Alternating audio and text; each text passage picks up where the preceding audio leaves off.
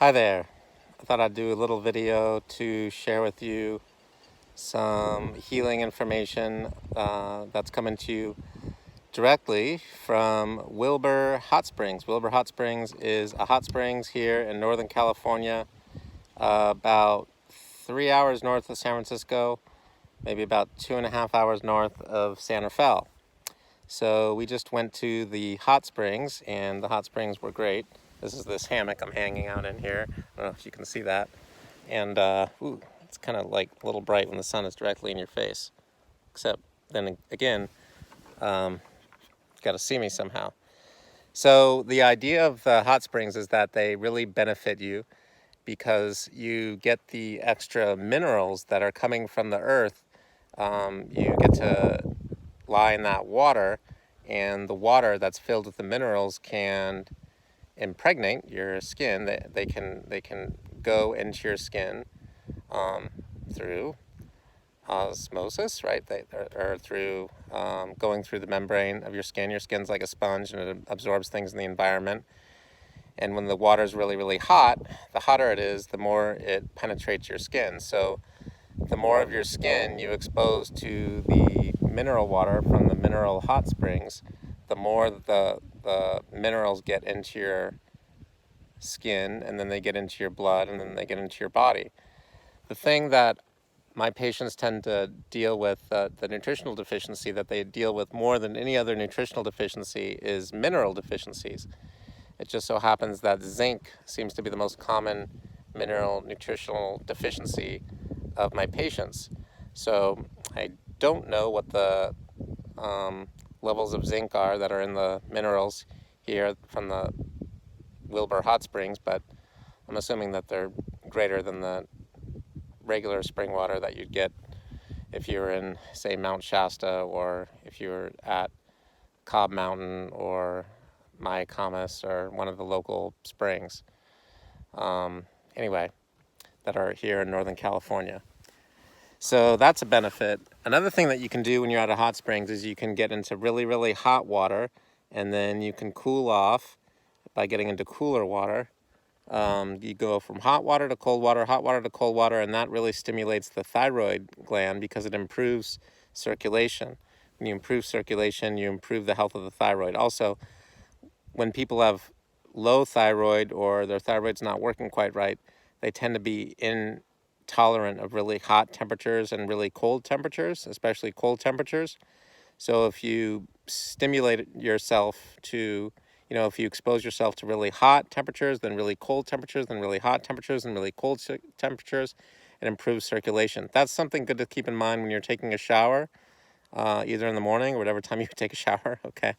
If you take a really, really cold shower followed by warm or hot water, and then cool it off with really cold water followed by warm and hot water, and you do that throughout the shower, you end up having, it has a health benefit and improves your circulation. So it's something to do. There's been some people who've been known to, you know, completely submerge themselves in ice cold water regularly. It's easier if you live in an area where there's really cold temperatures, like, Squaw Valley, or if you're in California, up in the Sierras, Squaw Valley, whatever the case may be.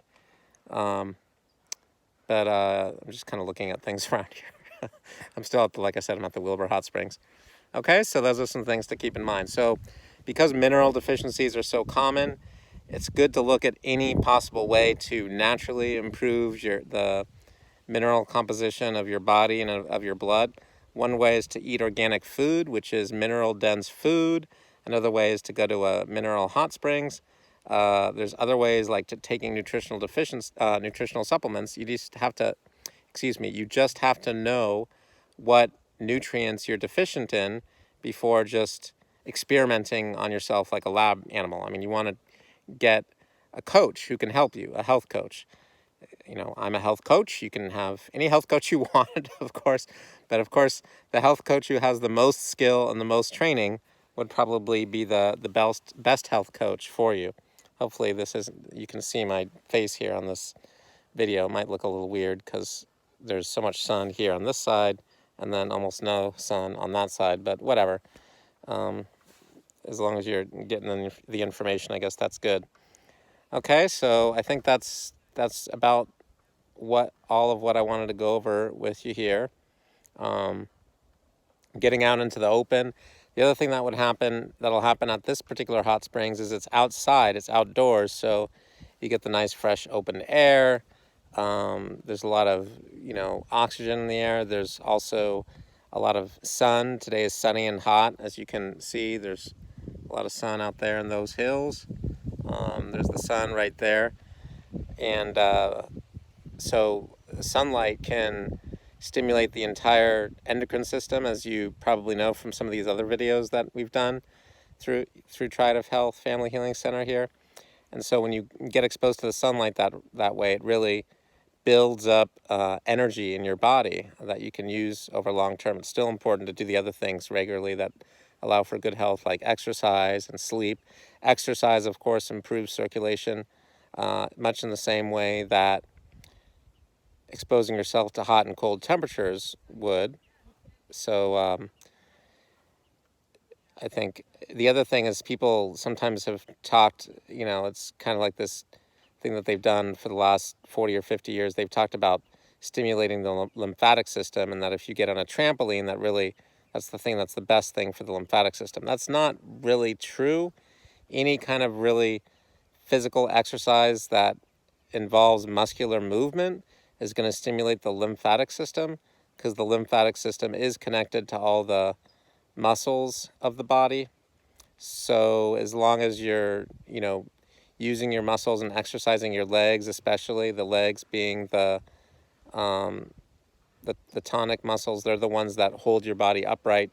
They're the ones that are meant to, and they're more aerobic, meaning they're meant to sustain long, they have long muscle contraction. They're like the red meat of the chicken, in other words. So those are the muscles that, if you keep using them, they can withstand a lot more stress than, upper body muscles, like the upper shoulder muscles, the upper pectoral muscles, which are more like the white meat. They can only endure so much stress. So